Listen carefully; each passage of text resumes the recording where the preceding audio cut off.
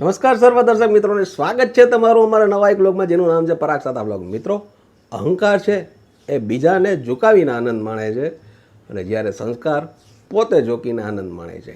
આ વાત સાથે આ ચીજ સાથે શરૂ કરીએ આજની નવી રેસીપી. મિત્રો, આજે અમે તમારા માટે જે રેસીપી લઈને આવી ગયા છીએ ને એ એકદમ સૌને ગમે એવી છે.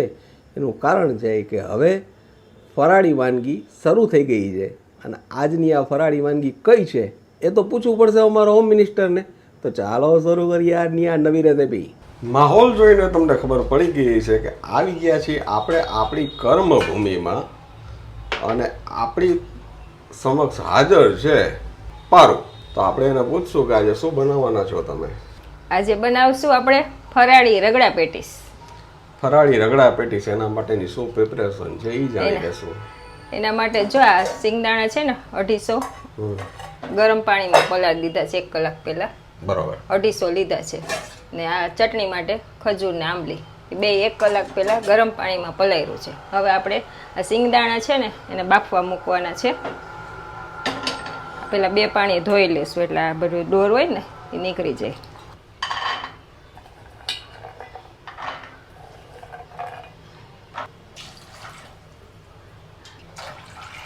છે ને ડૂબાડૂબ પાણી લેવાનું છે સિંગદાણામાં.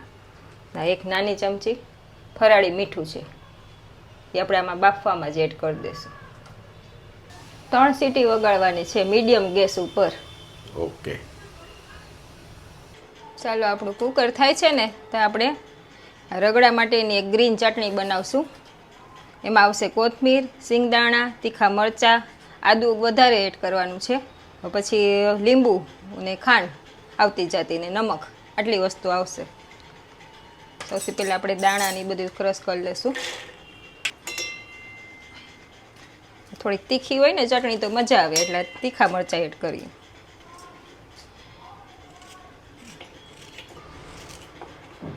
આ છે મીઠું સ્વાદ અનુસાર.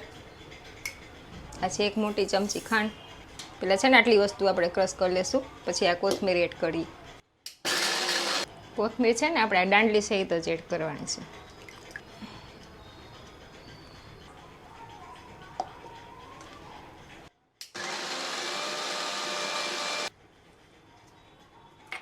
હવે આપણે આ લીંબુ એડ કરી દઈશું આમાં.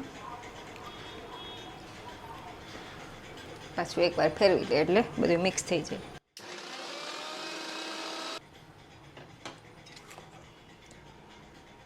ગ્રીન ચટણી રેડી થઈ ગઈ છે. હવે આપણે ખજૂર આંબલીની કરી લઈશું. હવે આપણે ખજૂર આંબલીની ચટણી માટે આ ક્રશ કરી લઈશું આ બ્લેન્ડરમાં.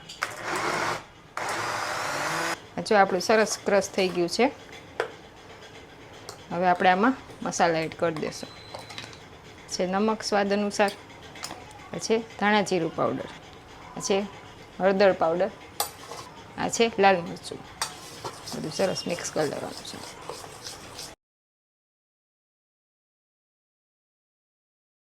તૈયાર છે આપણી ખાટી મીઠી ચટણી.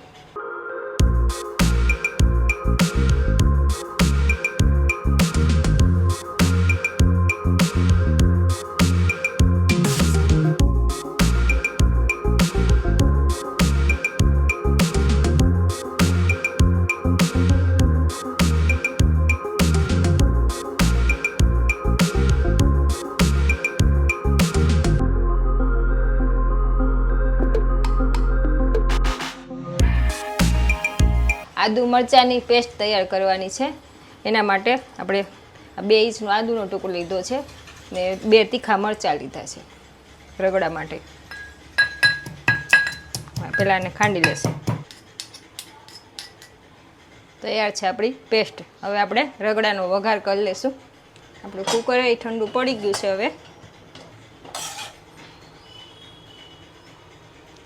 આપણે સિંગદાણા આવા બાફવાની છે.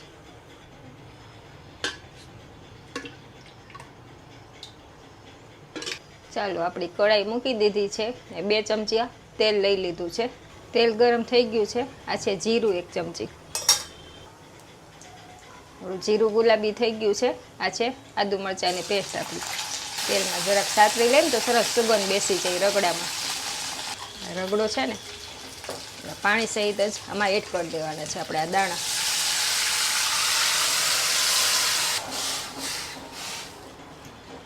ગેસ મીડિયમ રાખ્યો છે. હવે આપણે આને ઉકાળવાનું છે. આમાં આપણે થોડાક મસાલા એડ કરી દઈશું. પછી નમક સ્વાદ અનુસાર. બાફવામાં આપણે થોડુંક એડ કર્યું છે એટલે એ પ્રમાણે જરૂરિયાત પ્રમાણે એડ કરવાનું છે. આ છે હળદર પાવડર અડધી ચમચી, છે ધાણા જીરું પાવડર 1 ચમચી. હવે આપણે આને મીડિયમ ગેસ ઉપર ઉકાળી લેશું એકદમ. ત્યાં સુધીમાં આપણે છે ને આ બટેટાની તૈયારી કરીએ. આ 4 મીડિયમ સાઇઝના બટેટા બાફી લીધા છે આપણે. એમાંથી આપણે અડધું બટેટું છે ને આ રીતે લઈ આનો આપણે અડધા બટેટાને ખમણી લેશું.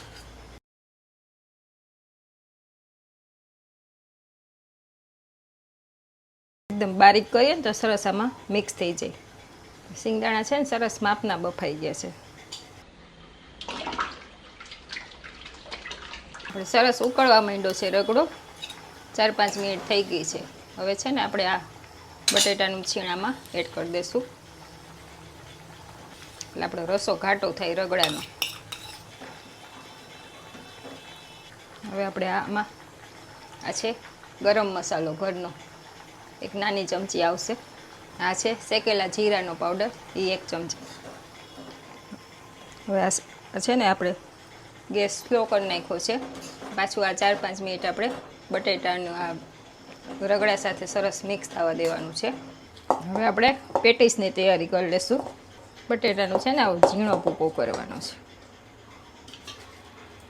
બટેટામાં છે ને આ સ્વાદ અનુસાર મીઠું એડ કરવાનું છે. આ છે બારીક સુધારેલી કોથમીર, આ છે આખું જીરું, આ છે હળદર પાવડર. હવે આ બધું મિક્સ કરીને આપણે પેટીસ વાળી લઈશું.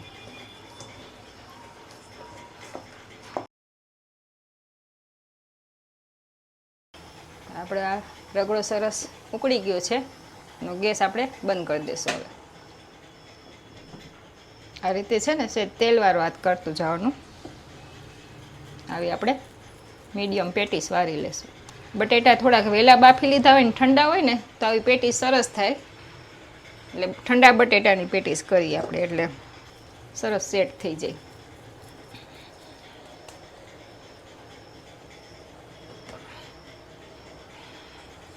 આ રીતે બધી આપણી પેટીસ વરાઈ ગઈ છે. આને સેલો ફ્રાય કરવાની છે આપણે. પી ગઈ છે. આ રીતે પહેલાં ગ્રીસ કરી લેવાની.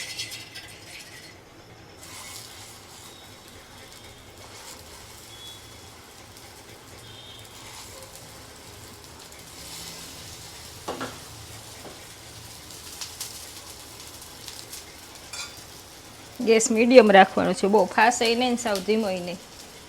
સરસ કડક થાય.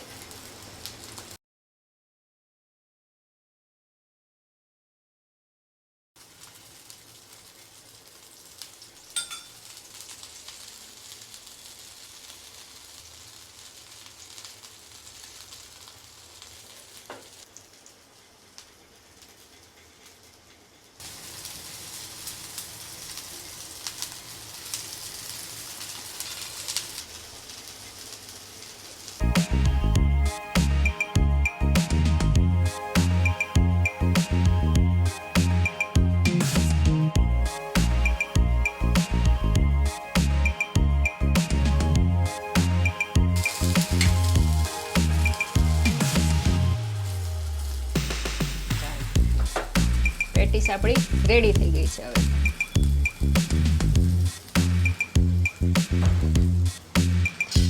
ચાલો આપણા રગડા પેટીસ તૈયાર છે. હવે આપણે રગડાની પ્લેટ તૈયાર કરશું ગરમા ગરમ.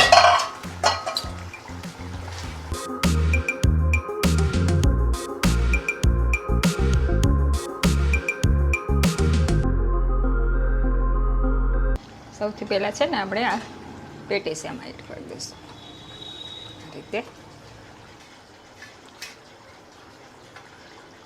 આ પેટીસ ઉપર આપણે આ ગરમા ગરમ રગડો એડ કરવાનો છે.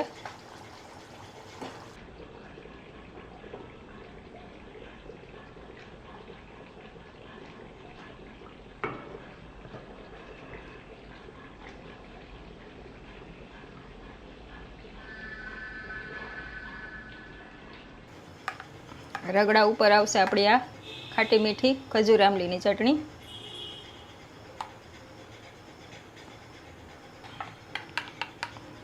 જે આ છે આપણી કોથમીરની ગ્રીન ચટણી. આ છે ફરાળી ચેવડો. આ છે કોથમીર. રેડી છે આપણા ફરાળી ragda pattice. Thank you very much. ચાલો મિત્રો, આવી ગયો છે આપણો રગડો ને હું હવે તમને ટેસ્ટિંગ કરીને બતાવી દઉં છું. ભાઈ મારાથી તો હવે રહેવાતું નથી.